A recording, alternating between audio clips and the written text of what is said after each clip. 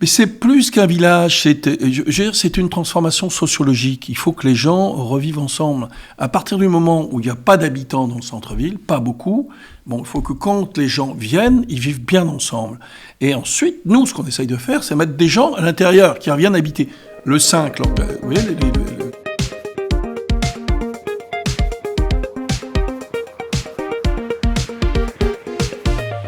Bonjour à toutes et à tous, à chacun, à chacune, heureux de vous retrouver aujourd'hui dans Chartrissimo, l'émission bimensuelle de Radio Grand Ciel dédiée à la vie municipale et communautaire de Chartres Métropole. Je commencerai par remercier la sympathique équipe de Chartres TV pour son accueil et je remercie mon interlocuteur Jean-Pierre Gorge pour sa fidélité sur nos antennes. Aujourd'hui, nous allons évoquer la question du commerce de centre-ville. Les Chartrains ont la chance de pouvoir accéder à une offre commerciale alléchante et variée. Je dis la chance parce que depuis plus de 10 ans, prospèrent au cœur même de nos villes de France d'étranges friches commerciales. Les rues commerçantes d'autrefois sont devenues des rues fantômes. J'ai pu le constater dernièrement en revenant dans ma ville natale. Par bonheur, Chartres semble avoir échappé à cette étrange malédiction. Pourquoi ? Nous, c'est pas une chance, c'est une politique. Oui, c'est une politique, c'est une stratégie, alors qui vient de loin, parce que on avait un projet. Et vous devez voir le projet, vous l'avez, la réponse, elle est en face, là. On a décidé en 2001, c'était une bagarre politique, de dire tous les objets culturels, il faut qu'ils soient concentrés sur l'hypercentre. En fait, on s'est dit, on a un hypercentre qui est merveilleux, c'est 80 hectares, là, qui maintenant est complètement en secteur sauvegardé, une ville historique merveilleuse, et dedans, il y a un capital important, c'est ce patrimoine. Donc, on va capitaliser dessus, parce que ça attire. Donc, on va piétoniser au maximum. On va ramener tous ces objets culturels, comme un cinéma, une médiathèque, un conservatoire de musique. Vous voyez, maintenant, on fait le off, et on continue de faire des choses comme ça. Le Colisée, bientôt, bien sûr. Oui, dynamiser le théâtre. Bon, le musée avait une offre différente. Et puis, voilà. Donc, alors, un patrimoine, bien sûr, un espace convivial pour les habitants, et puis les objets culturels, les mettre là. Mais pour ça, ce qu'il fallait dès le départ, offrir du stationnement. Le problème, c'est que dans cette ville, on ne peut pas circuler en voiture, on ne peut pas y stationner. Donc la première des choses, c'est ce qu'ont compris les grandes surfaces à l'extérieur. On construit d'abord un parking. Comme il y a un parking, les gens vont venir, et donc après, ils viendront commercer. C'est comme ça qu'ils ont concurrencé les centres-villes. Et donc moi, j'aurais fait la réponse. Alors notre difficulté, c'est de pouvoir financer ça, parce qu'au moment où on arrive, la ville n'a pas d'argent, donc il faut trouver la technique pour pouvoir construire du stationnement sans dépenser d'argent. On a réussi, avec des délégations de services publics. Comme il y a une demande importante, on a fait une offre. Ce parking de 1200 places ici, critiqué, il est saturé aujourd'hui. On a été obligé de faire une augmentation en rajoutant 600 places à la préfecture. Et là, on vient de rajouter 1100 places à la gare. Vous avez déjà à Chartres 3800 places de parking souterrain. Et puis en surface, vous avez, je ne sais pas, 2 ou 3 000 de places, peut-être certainement plus. Donc il y a une offre de stationnement payante, obligatoire. Parce que si vous ne faites pas payer voiture ventouse, la voiture reste là. On a des cas de voitures. Les gens vont travailler la semaine à Paris, ils reviennent le vendredi, leur voiture reste sur place. Donc voilà. Donc on amène cette offre-là, les objets culturels, le patrimoine, l'espace piétonnier, sécurisé, propre. Et pour que ça marche, il manque un ingrédient, de l'animation. Il faut de l'animation. Et là, merveille, Chartres en lumière. Chartres en lumière. Les estivales, tout ça. Et donc on multiplie tout ça. Et là, avec ça, on concurrence tout le monde, parce que ce type d'offre, dans une zone de chalandise de 3 millions d'habitants, vous ne l'avez pas. Regardez, cherchez, vous ne l'avez pas. Donc il faut aller très loin pour avoir la même chose. Donc, et là, c'est un plan construit depuis 20 ans. Alors à chaque fois, c'est de l'homéopathie. Tous les jours, on bouge quelque chose, ça. Et on a des idées. Vous voyez, à côté, là, on va faire le on. C'est l'équivalent du off sur la musique. Donc alors, j'ai décalé un peu parce que je veux récupérer tout le bâtiment pour que ça soit cohérent, faire un projet un peu plus ambitieux que celui qu'on avait. Mais vous voyez, partout, à chaque fois qu'on a la possibilité. Alors maintenant, on s'attaque à quelque chose d'un peu plus dur, c'est-à-dire que de revoir le bâti, parce qu'il y a des choses qui sont en mauvaise santé, ce qui doit permettre aussi au commerce de... C'est un danger, ça, le fait... Oui, c'est un danger important, puisque la situation des bâtiments, et c'est normal, puisque tout ça, c'est assez vieux. Et en fait, là aussi, il y a un problème. C'est le commerce cause le problème. Moi, je le dis, le commerce, il s'est mis en pied d'immeuble, et au fur et à mesure, l'activité était tellement sympathique, les les étages étaient plus utilisés, donc on a à peu près 1500 logements au-dessus qui sont vides, ne sont pas utilisés. S'il n'y a personne dedans, c'est pas entretenu, le bâtiment n'est pas entretenu. Il y a une belle boîte en bas, c'est très bien. Et le prix du loyer qui est payé là, c'est le prix du loyer de l'immeuble. Donc les gens, donc ça fait monter le prix des loyers des commerces. Ça, c'était une difficulté. Et puis surtout, ça fragilise tous les immeubles. Alors, vous avez vu rue Marceau, là, je ne vais pas vous donner tous les commerces, mais tout cela, ils sont dans une fragilité. Il faut qu'il y ait des grosses opérations. Et la réponse de la ville, c'est quoi donc par rapport à ça, c'est les opérations cœur de ville au niveau national. Donc, on fait des ORI, on fait des opérations de revitalisation de l'immobilier. Donc, on impose aux propriétaires. Maintenant, votre bâtiment, on a fait un diagnostic, ça, c'est pas en bonne santé. Vous avez 2 ans pour remettre ça en ordre. Alors, soit que vous le faites, ou alors, si vous ne le faites pas, on le fait à votre place et on le fait payer, ou alors, on vous exproprie, on reprend le bien. Donc, les gens comprennent. Mais il y a des gens qui ont profité quand même pendant des années, mais sans entretenir. C'est toujours pareil. C'est comme sa maison. Si vous avez une maison, il y a un avantage, mais sachez qu'il va falloir faire quand même toujours les petites choses pour pas qu'elle soit en mauvais état. Parce qu'à un moment donné, elle n'est plus vendable parce que vous ne l'avez pas entretenue et donc vous en voyez beaucoup comme ça. Alors, la ville, là, c'est difficile parce qu'elle a une structure complexe, mais tout ça, ça marche. Et donc, on élargit la zone piétonnière au fur et à mesure et on a un produit sur lequel on n'a pas beaucoup de concurrence. Ouais. C'est bien fait. Je ne veux pas vous donner des noms de villes, mais j'ai l'œil là-dessus. Il y a des villes, pas très loin, qui sont mal foutues. Donnez des noms. Non, mais je veux dire qu'ils sont mal foutus, quoi. Vous voyez, ils sont mal faites. Alors qu'ici, vous avez ce cercle-là, puis au milieu, comme je dis régulièrement, coule une rivière. Regardez la basse ville, c'est merveilleux. Mais là, aujourd'hui, c'est encore un peu pollué par de la voiture qui essaye de traverser, passer au travers. Je ne sais pas pourquoi. Les gens qui veulent essayer de s'infiltrer dedans, tout ça. Donc, on élargit cet espace piétonnier. Plus on fait ça, plus les gens ont envie de s'installer dedans.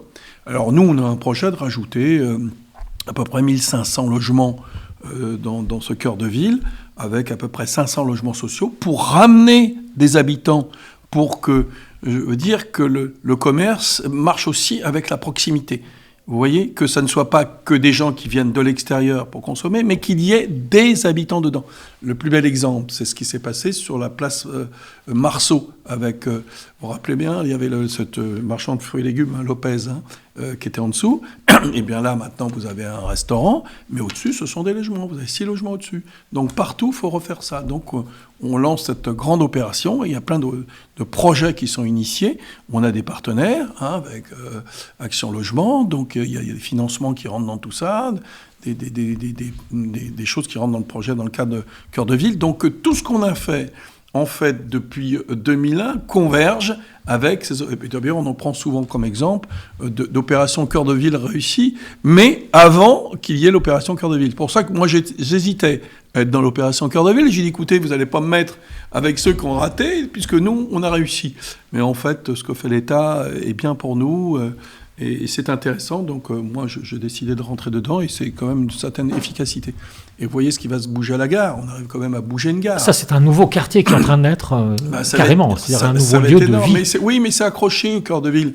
Il n'est pas dans la ville historique, mais il est accroché à côté. Regardez, vous descendez la rue Jean de Beauce, vous avez le Off qui est là, vous allez avoir le Colisée là, vous allez avoir un mail commercial avec un hôtel dessus, vous avez cette gare revitalisée, derrière un nœud intermodal, où il y a tous les moyens de communication vont arriver là pour pouvoir échanger facilement, du stationnement en dessous, il va y avoir une maison de santé, vous allez voir, avec des idées vraiment très très nouvelles, on avance ça très bien. Donc tout ça, c'est en train de se finaliser. Donc ce qu'il faut, c'est avoir un schéma cohérent et ça finit par payer. Et chaque jour qui passe, comme on rajoute quelque chose, ça s'améliore. Alors qu'il y a des endroits, chaque jour qui passe, pas donner des noms d'autres villes, mais je lis le journal, toc, toc, les choses se dégradent. Et nous, chaque jour qui passe, toc, toc, toc, toc, ça avance. Vous voyez ? Donc, et on intervient.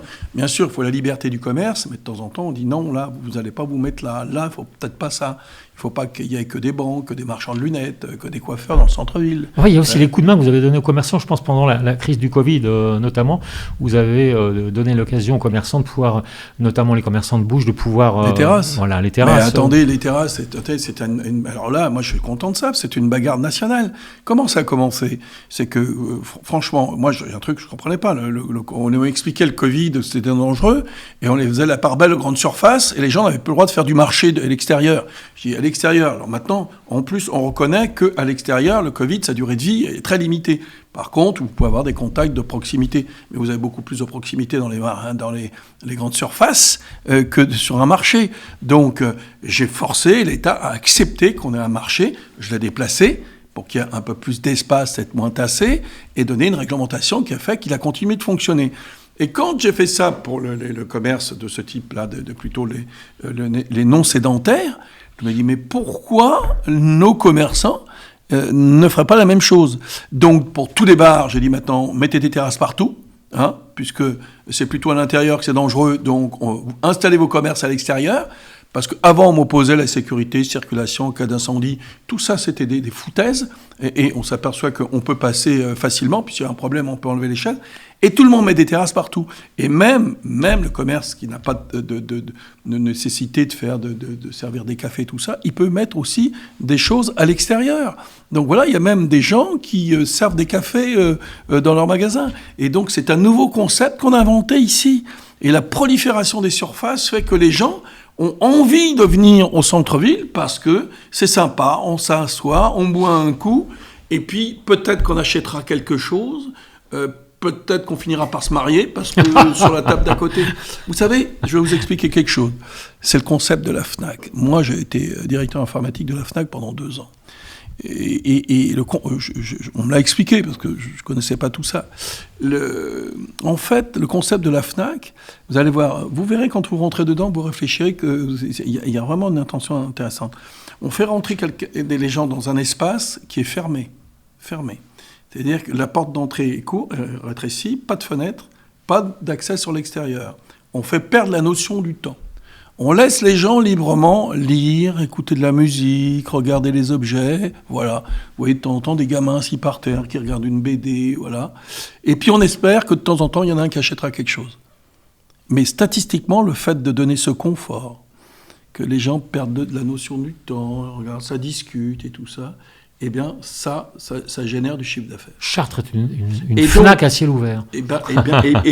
Écoutez bien, je vous dis, moi, je dis franchement, 2001, je pense comme ça. Je dis, c'est 80 hectares, là, c'est merveilleux, c'est un grand magasin, il est fermé. Mais il faut le fermer un peu plus.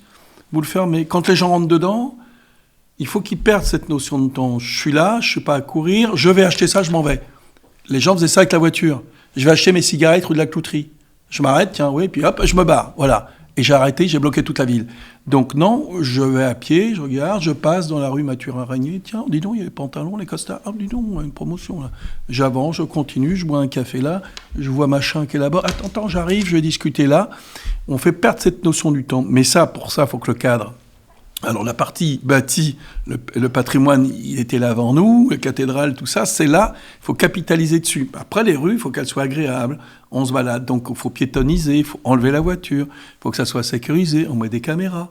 Moi, quand je suis arrivé en 2001, il y a des petites bandes qui viennent faire les cons les week-ends, en semaine, là, et donc on sécurise une police municipale qui surveille tout. Vous voyez, on a enlevé la livraison dernier kilomètre, là, vous avez vu, pour pas que ces livreurs qui viennent, qui font un rallye, parce qu'ils sont payés comme ça à la com autour, la livraison, et je comprends qu'il y a des trucs, mais maintenant ça rentre plus dedans. Donc on crée cet espace, on se sent bien. Un petit village finalement.